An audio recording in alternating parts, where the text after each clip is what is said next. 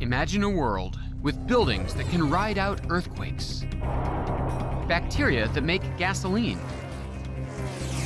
tiny devices that repair individual cells, even DNA. Gossamer threads strong enough to hold up a bridge or an elevator to the stars.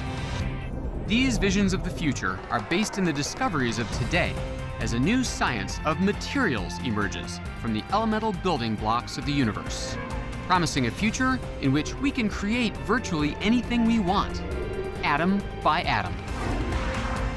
Can I have some rock music, please? I'm David Pogue, and I'm on a quest to find the world's most advanced material, a narrow wire that can bring a fighter jet to a dead stop in less than 3 seconds. Welcome to Navy Airlines. Super strong, but not unbreakable. What new material might replace it? A man-made fiber that can stop a bullet? Whoa! Nature is our guide in this quest. These are your lab assistants? Inspired by the beak of a tropical bird. Arrgh, they were all out of parrots. Or a lightweight thread spun by spiders, now made from goat's milk. So this one's skim and this is 2%? It's stronger than steel. We're learning how to make stuff stronger than ever, and it's going to change the world. You should try to. Right now, It would snap if I had upper body strength. on Nova.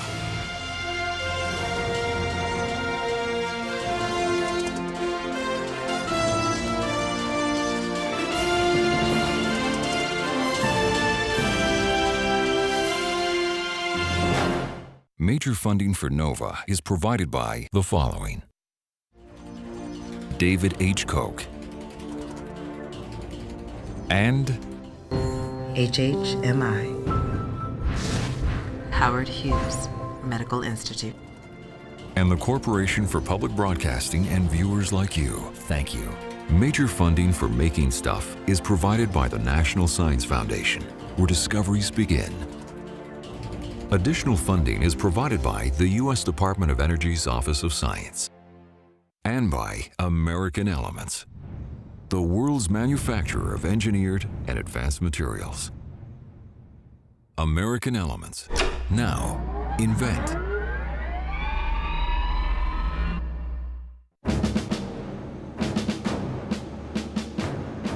Here I am, inside a Navy plane.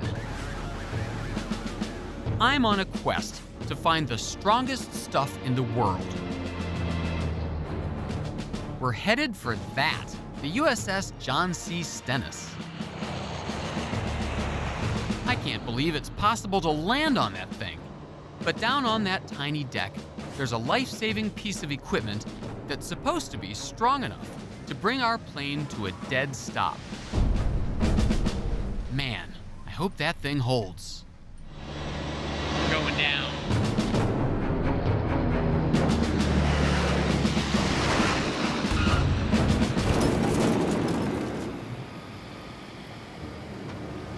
Whoa. I really felt that. Now I want to see how it works.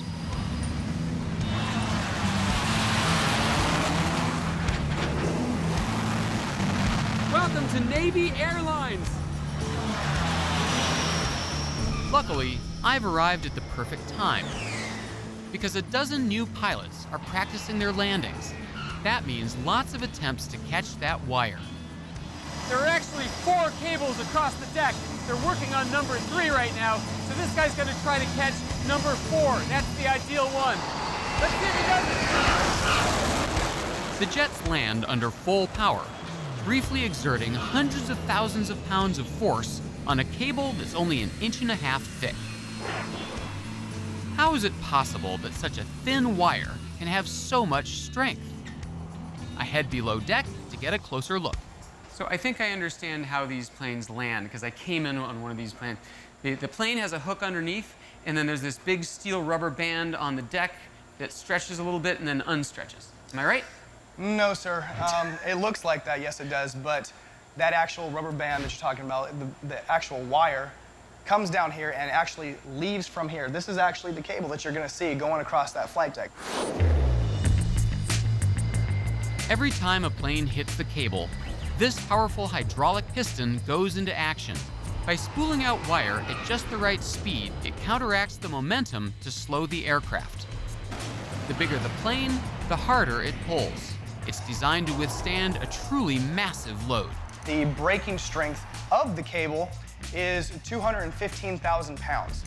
That's enough strength to stop 4 F-18s at once. And it's all thanks to a strong material that the Navy trusts above all others. The entire ship is made of steel. Don't believe me? Tell it to the magnet. Steel.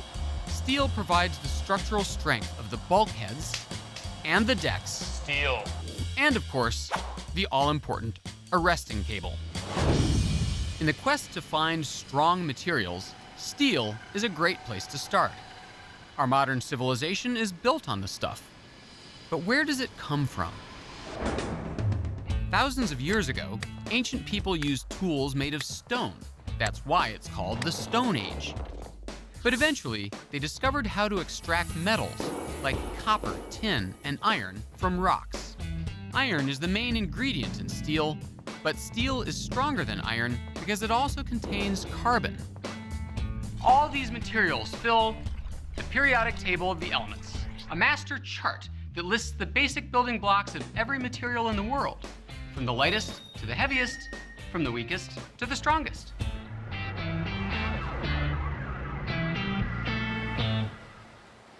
The ability to withstand pulling forces is called tensile strength, and steel has it in abundance. But it's not unbreakable. Each time a plane hits the wire, the impact takes a toll, with potentially disastrous results. In 1993, this fighter had nearly come to a complete stop when the cable suddenly snapped. The plane was lost, but the pilot ejected to safety. Sudden failures like these are rare because the crew doesn't wait for the cables to wear out. So the doubled up cable down here on the pulleys, you replace that how often? Every 2,000 arrestments. And they're connected to one across the deck up there that has to be replaced every... 125. How come so much more often? Well, the one on the deck, we call it the cross-deck pennant, or CDP. The CDP takes the blunt force of the tailhook, metal-to-metal contact, at 130 to 140 miles per hour, 125 times. It's amazing that they haven't found some material in the whole world that would last more than 125 landings. I don't know of any metal that can do that yet. Steel has incredible tensile strength. But can it be improved? Can we make this stuff even stronger? That's what Elwood Steel has tried to do for the last century.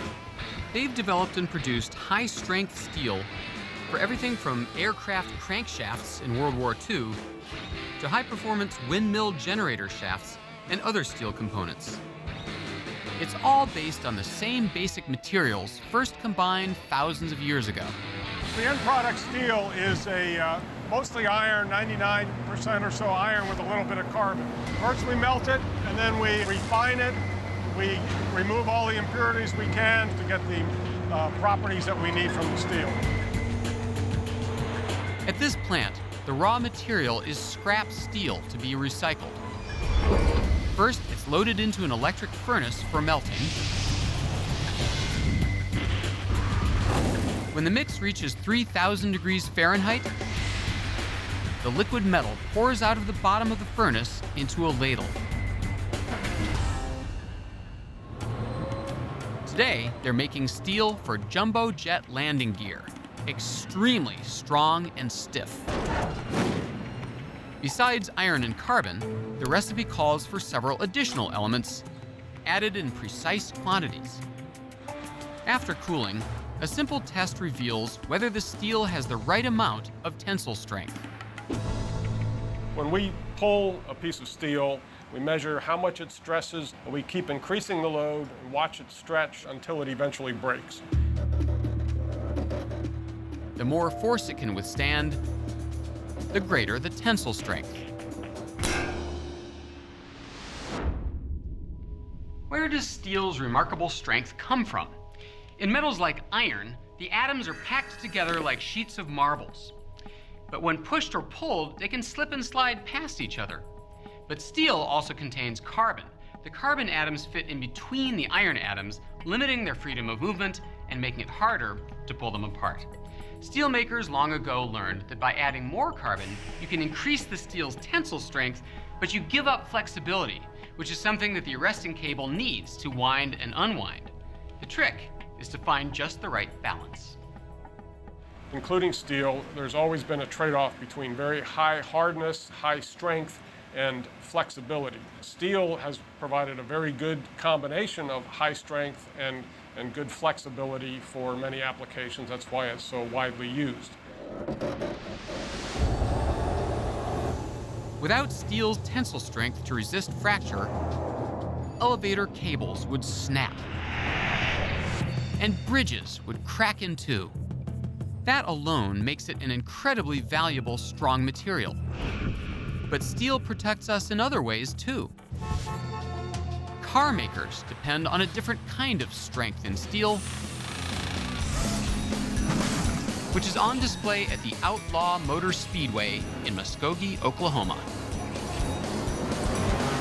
Materials scientist Mark Eberhardt is here to help me understand what makes car bodies strong.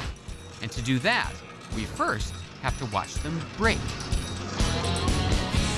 Mark, you're a prominent scientist, author, teacher. Why are we at a dirt track in Oklahoma? I've been fascinated with understanding why things break since I was about 6 years old. You can go into a lab and you can do real detailed experiments. They don't capture the full beauty of why things break. This is the place to come to really understand what a person means when they say strength. We're the Starsky and Hutch of science nerds. Can I have some rock music, please?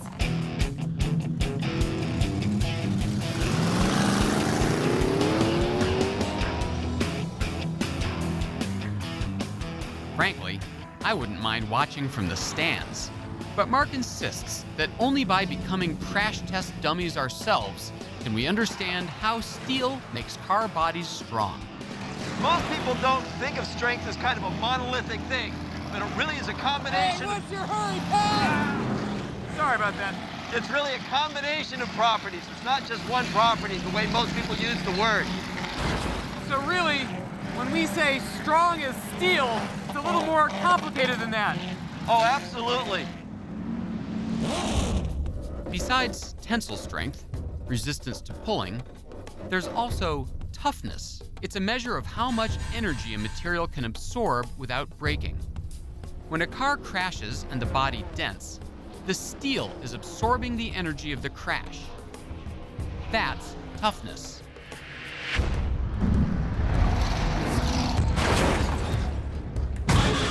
During our 100 laps, the car took some serious hits. Did the steel demonstrate toughness?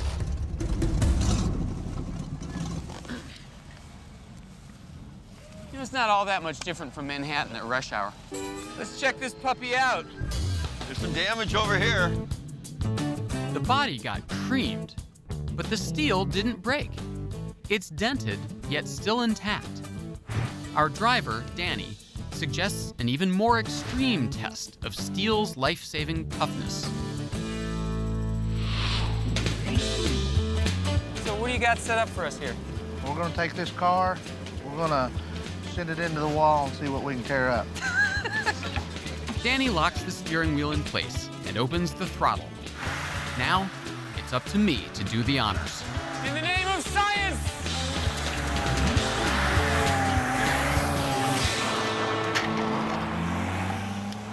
We installed a small camera where the driver would normally be.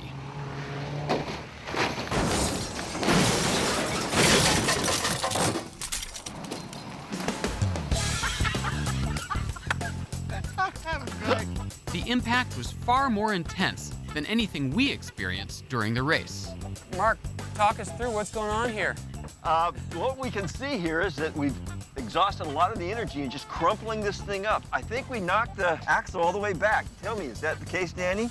It looks like it. We knocked it all the way back into the firewall. That deal will buff right out. Would you have lived, Danny? I would have had a heart attack somewhere between there and here. I don't know. Amazingly, the car took everything we threw at it.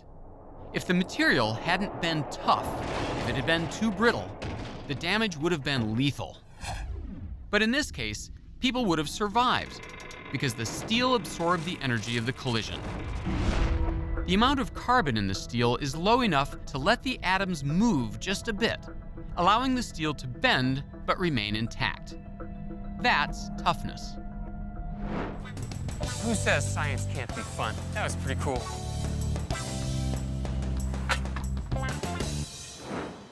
Steel makes the biggest structures on Earth possible. And in the future, when buildings reach a mile or more into the sky and bridges stretch across the sea, steel will be there to support humanity's dreams, because we haven't even come close to exhausting the potential of this most precious metal. But no material is perfect. Even metals have their weaknesses. Consider the suit of armor. Warriors once wore bronze, iron, and steel onto the battlefield. Sure, it was heavy, but it provided good protection. Until around the 15th century, when the gun appeared. Heavy armor became a liability, so for hundreds of years, infantry in the world's bloodiest wars went to battle with little to protect them, because the metal was no match for a bullet. Why? Luckily, I have a personal connection to a place where we can see exactly how metals fail under fire. This has got to be my favorite spot at MIT, Strobe Alley, dedicated to the work of my great uncle, Harold Edgerton, a pioneer in the art of high-speed photography. I remember when I was a kid, he was always showing us pictures of what he was doing, you know, smashing light bulbs, shooting bullets through apples, stuff like that. I thought, that's the coolest job in the world. Our plan today is to fire small .22 caliber bullets at several different types of material. Using a high-speed video camera, we'll examine the exact point when the bullet hits, and we'll examine the type of hole it creates. Jim Bales, who runs Strobe Alley, will be our trigger man. We've got two cameras. This one's running at 20,000 frames a second. This one's down at a mere 4,000 frames a second. Yeah, and for a point of comparison, normal television like this you're seeing right now is 30 frames a second. So these are running a good bit faster. First up, a piece of steel. It provides about as much protection as a 15th century breastplate. 3, 2, 1.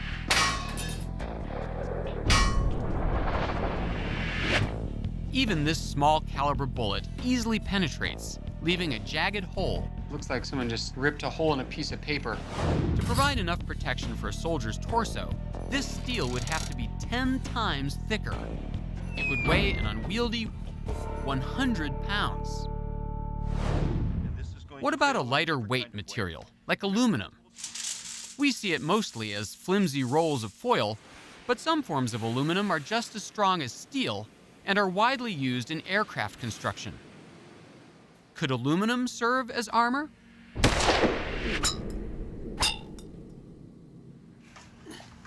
Lo and behold, there's a hole in the metal. Metallurgist, Mark Eberhardt. This is beautiful. The energy of the bullet, or much of the energy, went into folding that metal back. The aluminum shows even more tearing at the point of impact. Pieces of metal light enough to be worn as armor aren't tough enough to stand up to the focused energy of a gunshot. When a bullet strikes the surface, the energy of impact is transferred to the metal, which causes the atoms to slide past each other. Because the energy is focused on such a small area, the movement can be severe, causing cracks to form. If the material is thin enough, the bullet tears right through, like a hot knife through butter. So wearing a full metal jacket into combat is not a wise idea.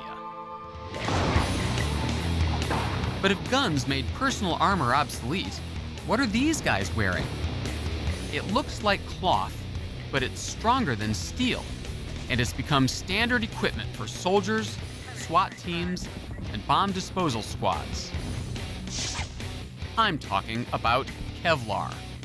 When this synthetic fiber is woven into a fabric, Kevlar is strong enough to stop a bullet, or a blade, or even, with a few chemical changes, a fire. Oh, it's hot. Although not as hot as he is. David, what you're about to see here are all the examples that we've got of Kevlar. This is Tucker Norton, ballistics expert and my tour guide here at DuPont, the company that invented the stuff. Over here, we have some examples of vests where Kevlar is being used. Can I try one of these on? Absolutely. Okay, I'm not here to show off the spring collection, but to understand what makes this stuff so strong. Kevlar, so important to American soldiers today, has its roots in a time when the entire United States was in peril. In the early 30s, the Japanese Empire seized control of the world's silk supply, a material used to make parachutes and flak jackets. A frantic search began for a man-made replacement. Then, in 1935, Wallace Carruthers, a brilliant chemist at DuPont, created nylon, the first fiber made in a test tube, not in nature. His breakthrough ushered in the modern age of synthetics. Then, in the 1960s, Stephanie Kwolek, a chemist also at DuPont, created Kevlar. It remains the strongest synthetic fiber ever produced. I know Kevlar can hold up to the most extreme punishment, but I want to see it up close. Our target, a block of clay designed to simulate the human torso. It's protected by several layers of Kevlar. On the other end, the weapon. Or rather, the bullet delivery device. This is the gun? This is the gun. Oh, I was We expecting don't a get out gun. here with a, no, none of that. Oh, you're kidding. What's going to happen? Someone's going to pull the trigger and... Is there a trigger? So the trigger is located outside of here. We don't actually do anything firing here while we're You guys inside. are these giant safety wusses. Now here's where we go to fire. I feel like the president. Fail safe. Okay, ready? Aim, fire. You did it. I'm so good. Time to inspect the damage. Even with Kevlar, the simulated chest takes a beating. Whoa! This would have been my chest? Turns out, it looks worse than it is. Unlike a human body, this clay will hold this position. The human body will respond and go back to normal. So on human, this would just be a really nasty bruise and Yes. maybe a broken rib? That's right. Gotcha. That's right. Still, ouch. But where's the bullet? In fact, it's in the bag. The bullet is still in here. Oh my gosh. Can we see it? Absolutely. So we have many, many layers, of course. First one, second one, and usually about the third layer is where it gets stopped. And there it is. There's the bullet. Oh my gosh. It took just 4 layers of Kevlar, each less than a millimeter thick, to stop the bullet. The 7 other sheets kept that hole from getting any deeper. And as deep as any kind of trauma might look, it's much better than that bullet going all the way through you. Right. I guess I could agree with that. Kevlar is clearly some tough stuff. Whoa. But how does it work? If you were to zoom down at about 100 million times. We have a really nice camera. Can you zoom down 100 million times? Kevlar is a polymer, a long repeating chain of atoms. In this case, carbon, hydrogen, oxygen, and nitrogen. Each is like a stiff piece of spaghetti. Gathered into bundles, the stiff chains create a thread-like fiber that has a hard surface, extremely high tensile strength, and enough toughness to absorb the impact of a bullet. Stopping a round is impressive. But there are other threats out there. How does Kevlar stand up to a knife or an ice pick? Don't try this at home. I'm not gonna pay a lot for this muffler! I said Caesar on the side! 20 cents a text message? Are you nuts? That's amazing. How can it do that? Well, it does it because of the tight weave and because of the strength and durability of Kevlar. The tight weave prevents the spike from getting all the way through, from working its way through, and the strength of the Kevlar actually helps blunt that tip and maybe even bend the tip if you're strong enough. Since it was invented, Kevlar has been used in all kinds of products, from tires to parachutes and even cables. And that gives me an idea. Tucker, I've got this friend. He's got a fleet of nuclear aircraft carriers, and they have these steel cables a lot like this that are designed to stop aircraft that are landing 130, 150 miles an hour. How does the strength of one of these cables compare with a steel cable? Well, we'd expect the strength of this, the tensile strength, to be actually equal or better than something like the steel cable. And it's lighter and it's less dangerous if it snaps. That's right. Tucker doesn't think that anyone has ever tested Kevlar arresting cables, but I think I may be onto something. This could be a sales opportunity for you. We appreciate that. Thank you very much, David. I'll look for my commission. With tensile strength greater than steel, extreme flexibility and heat resistance, in a package that weighs 1/5 as much as steel, Kevlar could one day be a replacement for steel cables. But already there may be other, stronger alternatives. Scientists like Ray Bachman at the University of Texas are exploring the remarkable properties of a brand new material, the carbon nanotube. Dave, this is one type of carbon nanotube. This is what it's all about right here. This is what it's all about. You know, I had a hunch it'd be like this. I just thought they'd be smaller. I'm right. They're about 1 billion times smaller. Nanotubes are made of carbon atoms arranged in a rolled-up, chicken wire-like structure. Besides nanotubes, there are other forms of pure carbon, like diamond, and graphite, the stuff of pencil lead. Nanotubes get their strength from the extremely strong bonds between carbon atoms. These carbon nanotubes can have spectacular mechanical properties, spectacular strength, and very high toughness. And you make them here in this very lab? Yes, we do. Ah, so this is where it all happens. This is where the process begins. And guess what? It's not even that difficult. Here's all you need. 1. A smooth surface with a thin layer of catalyst, a chemical that helps jumpstart the tubes. 2. A special mix of gases full of carbon atoms. And 3. This furnace, which, by the way, is really, really hot. How much heat is it in there? Right now it's around 800 Celsius. That's about 1,500 degrees Fahrenheit. Wow, I could nuke a pizza in like 5 seconds in there. Yeah. You can open more. Oh man, that is blasting heat. Oh, I see the little black wafer in there, that's it? Yep. That's nanotubes? Yeah, exactly. Wow, that is very cool, baking away in there. Wow, it's like a nuclear tanning bed. After just a few hours, the wafer is covered with a thick black fuzz. So it looks just like a piece of black velvet. So if I were to really look in close to that, what would I see? What's it really look like under the microscope? Well, we call this array of carbon nanotubes a nanotube forest. The name is apt. Each nanotube looks like a tall, thin bamboo tree, hollow inside.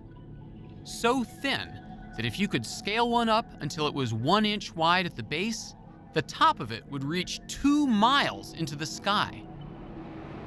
Now picture nanotubes by the billions, all standing shoulder to shoulder, and you have one of Ray's nanotube forests. There are, in fact, about 200 billion of the carbon nanotubes in that area. Hold on 1 second, I'm gonna count them. Actually, I shouldn't be touching these. Scientists don't yet know if they're toxic. Even so, there's already a rapidly growing market for nanotube particles as strength additives for tennis rackets, bicycle frames, even high-end car bumpers. Many products already incorporate carbon fibers, which are part carbon, part plastic. But nanotubes have greater tensile strength and toughness. Ray has set his sights on making super strong materials that are 100% pure nanotube, made from his nanotube forests. These aren't just ordinary carbon nanotube forests. They are nanotube forests that have a very special type of connectivity between nanotubes. When we pull out one nanotube, that nanotube pulls out its neighbors, who pulls out other neighbors to self-assemble a yarn or a sheet. Expert nano yarn spinner Kai Lewis gives me a hands-on lesson. Would you like to try? This I recognize. This is that. First, we start with a forest on a wafer. So you can just grab on to this little orange tab. Okay. Now don't make it too high of an angle and make Okay. sure it doesn't touch the edge, and just pull out, Fast or slow? whichever you feel comfortable with. Oh, dude. As I pull on this little tab, nanotubes are coming off the wafer, hooking other nanotubes and pulling them off the slide. Try faster. I'm so good at this. And at too high of an angle, it will, as this is now, it'll start to break off from the forest. It's like coming out forever. I'll see you at the Texas County line. It's still going. It's still going. There, it broke.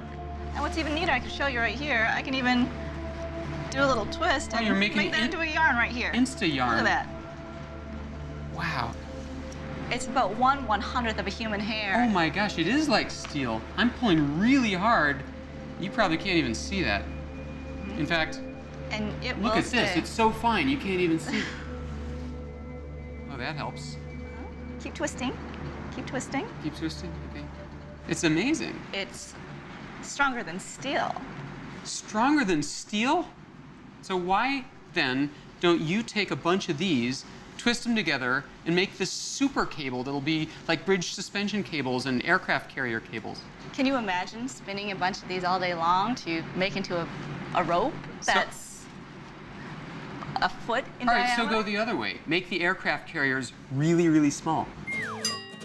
Kai does have a point, for now. But in the future, materials we make may be strong, light, and cheap enough to build incredible structures. A bridge across an ocean suspended by fibers like Kevlar or nanotubes. A geodesic dome over an entire city, its structure made of carbon. And in the future, we may not merely make these materials, we may grow them. That's what Mother Nature has been doing for hundreds of millions of years, engineering strength into the bodies of animals, one atom at a time.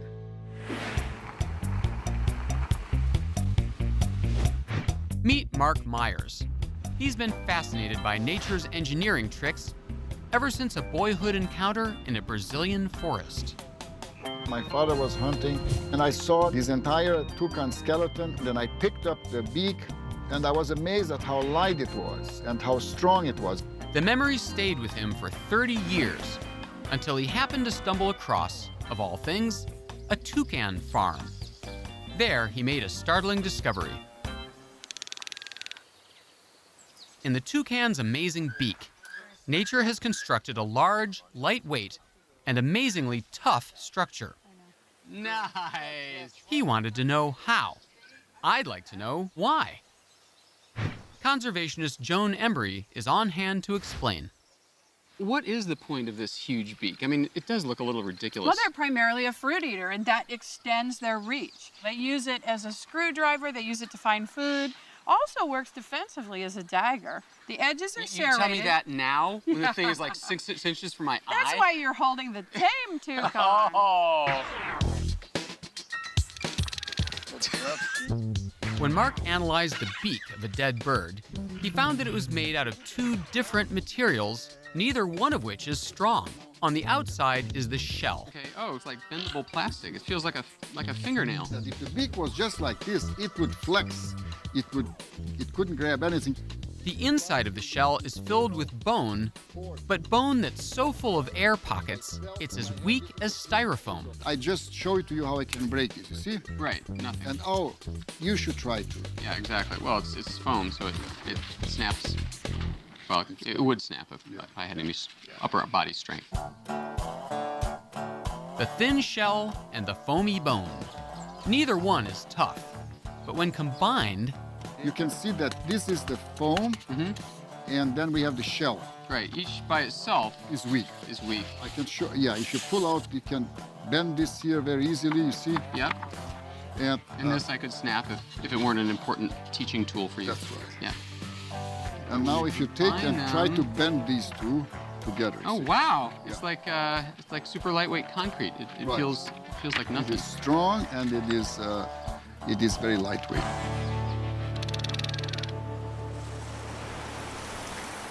Mark was amazed that evolution had solved such a difficult engineering problem. So he began looking for other examples of animal engineering, which soon led him from the jungle to the beach.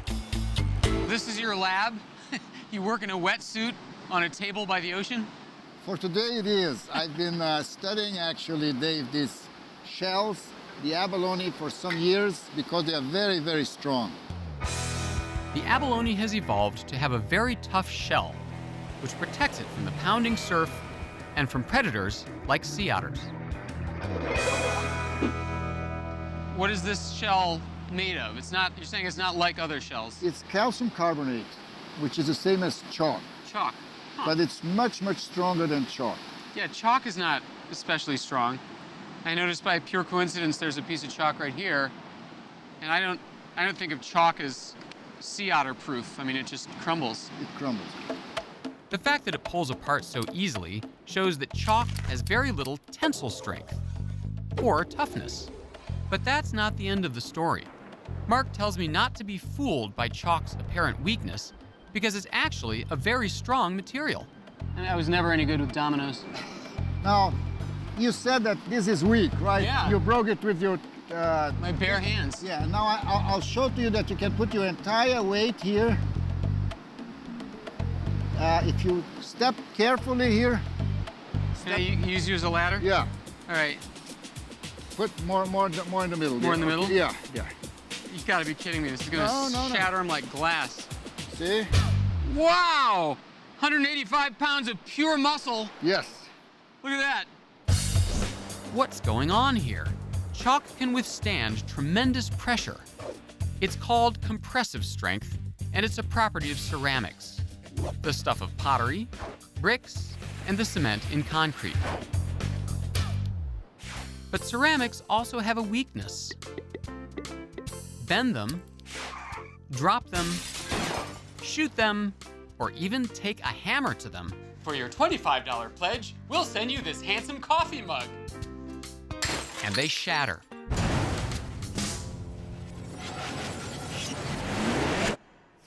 As with other materials, the strength or weakness of ceramics is determined by how their atoms bind together. Chalk is made of calcium, carbon, and oxygen atoms, which are bonded together tightly with no wiggle room. They can't slide past each other. That lets them stand up to tremendous pressure. But if a small crack manages to open a space between the atoms, it can quickly spread. That's why materials like chalk, even though they have high compressive strength, often seem fragile. Take glass, another fragile material. Mark insists that it also has high compressive strength, even more than chalk. Frankly, that seems hard to believe. Okay, here we go. Gonna wind up with an ankle full of glass. Oh my gosh, the chalk is one thing, but these little skinny wine glass stems, something else entirely. Now, are you willing to try it with 3 or 2? No.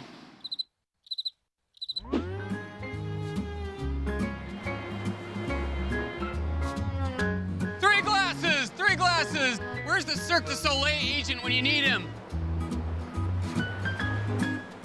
That's amazing, All right, you Mark, did it. Explain this in science terms quick. Ceramics and glasses, when we compress them, they are very, very strong, stronger than metals. Okay, we All try right. one? Yes, Let's go do for it. one glass. One glass, let's do people. it.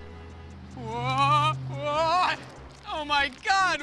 I can't believe it! How is this possible? You did it, One Dave. glass. You I'm did it. amazing. That's the world record.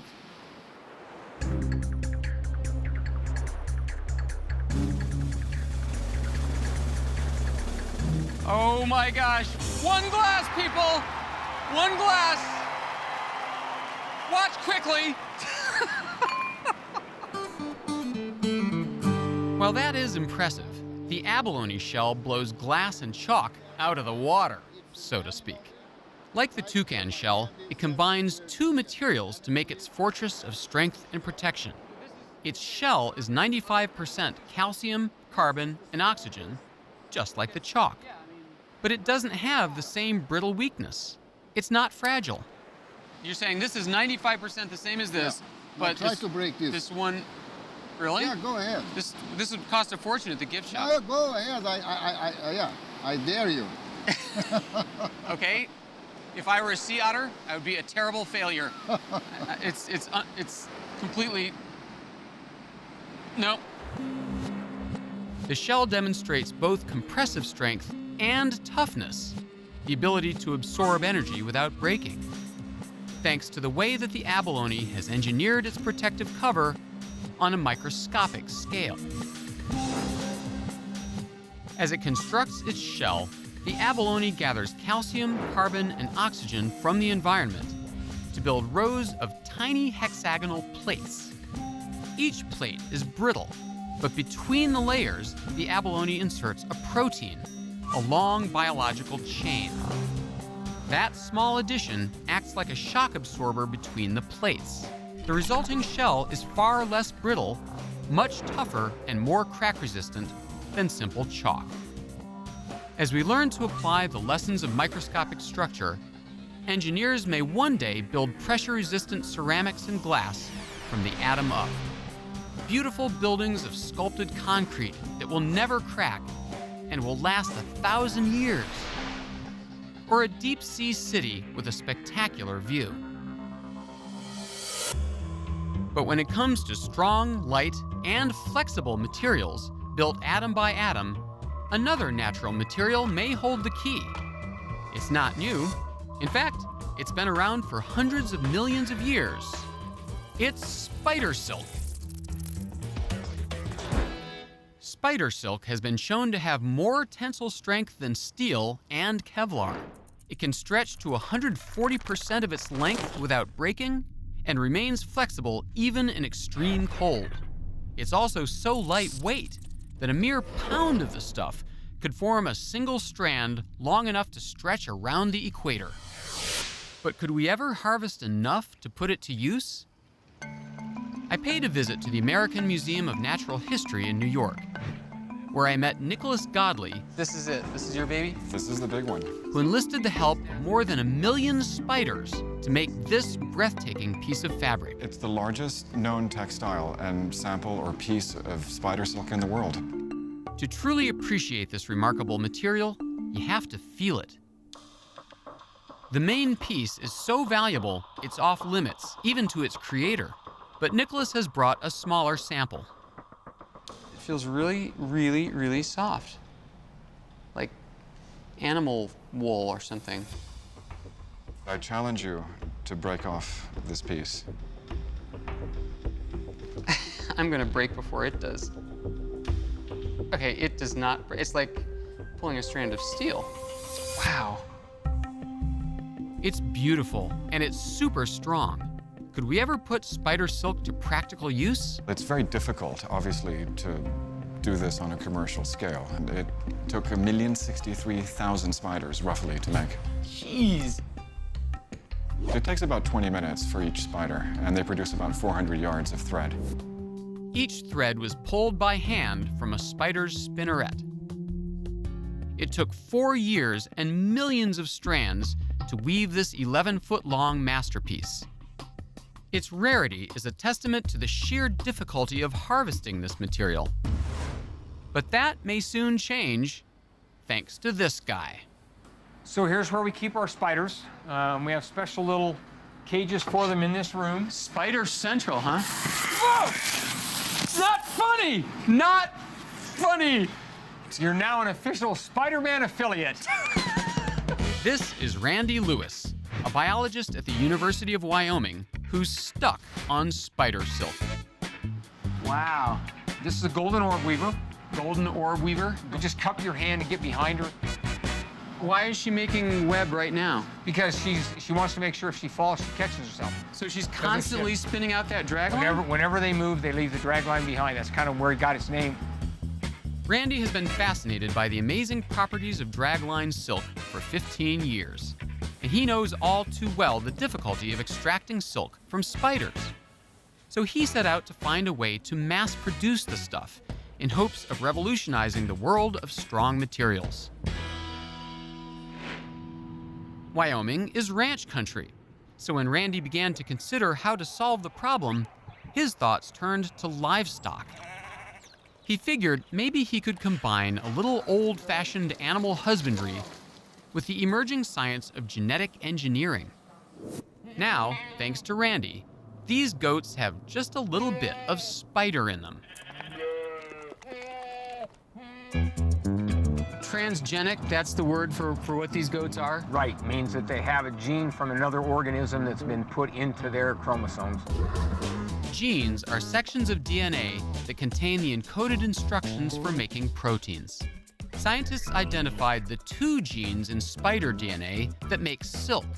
They copied one of the genes and spliced it into the DNA of goats so that they would make spider silk protein in their milk. I'm a little worried about what we're gonna find in here. 8-legged goats, giant dripping You won't be able webs. to tell the normal goats from the transgenic goats because they're all exactly the same.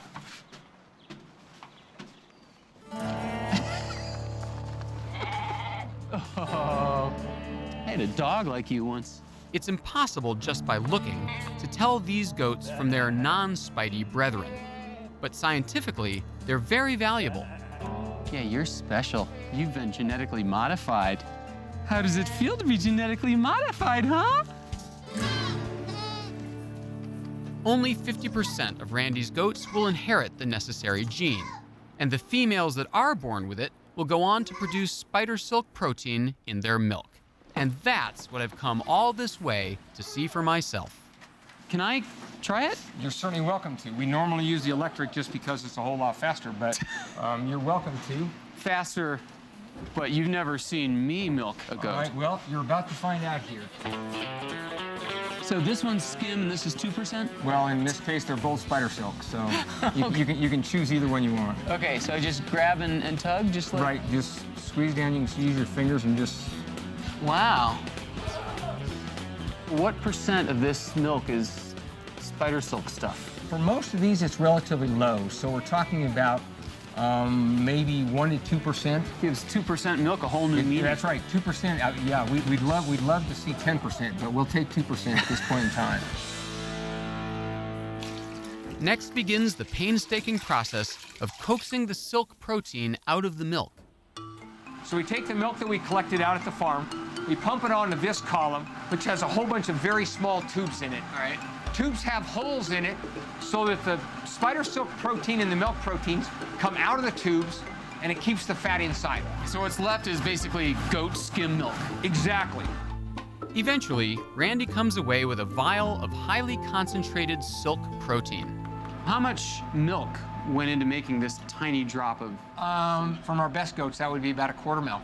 Wow. And then how much silk can you get out of this? We can get at least 2 to 3 meters. Wow. All right, let's have a look. The final step is the most delicate.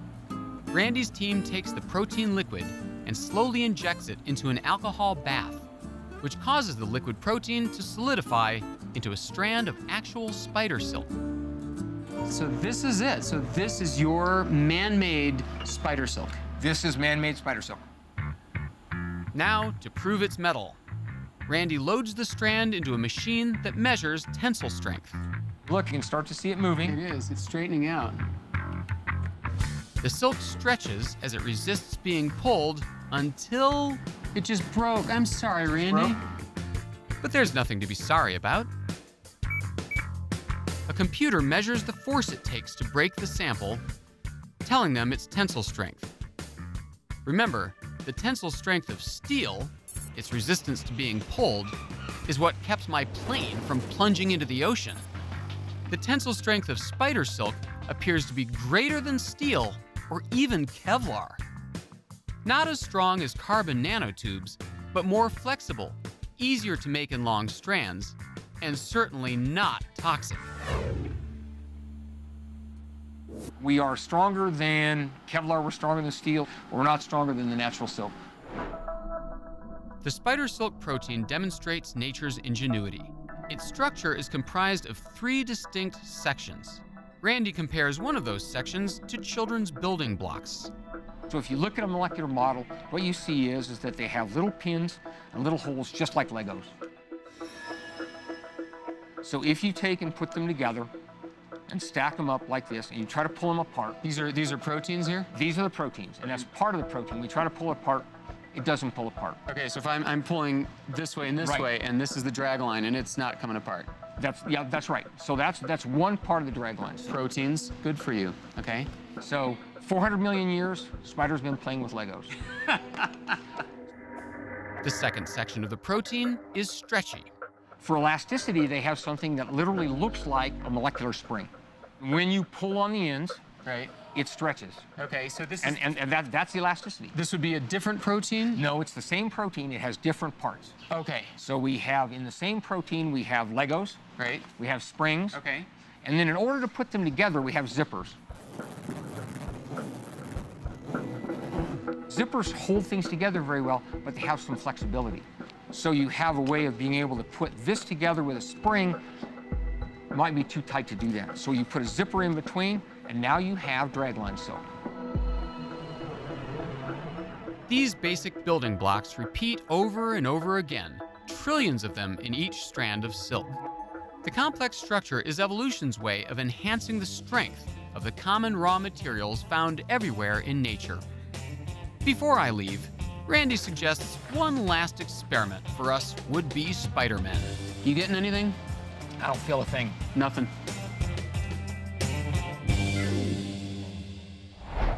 So it seems that the next chapter in the story of strong materials is already upon us. For thousands of years, we've experimented with our planet's raw materials to make metals and ceramics. Then, through chemistry, we created synthetics and built materials atom by atom. Now, scientists are learning to combine the engineering tricks found in the living world with the incredible strength of our own inventions. With these new tools and materials, there's no telling what we'll be able to accomplish. Once again, propelling human civilization across a new frontier, as has happened again and again over millennia, every time we learn more about making stuff stronger.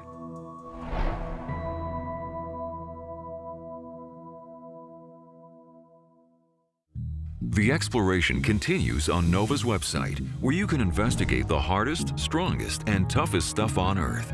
Dig into the chemistry that makes some materials rock solid and others flimsy.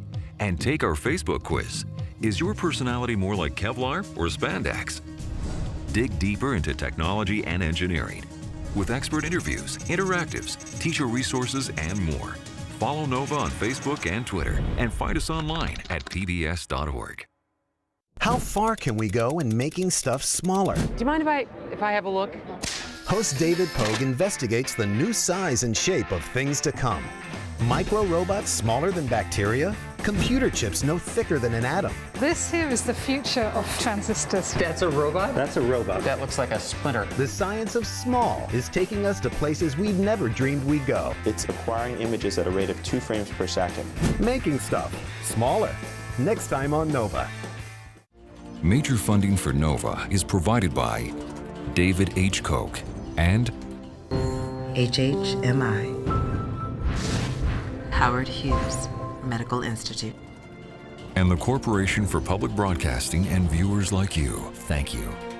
Major funding for Making Stuff is provided by the National Science Foundation, where discoveries begin. Additional funding is provided by the U.S. Department of Energy's Office of Science and by American Elements. the world's manufacturer of engineered and advanced materials. American Elements. Now, invent.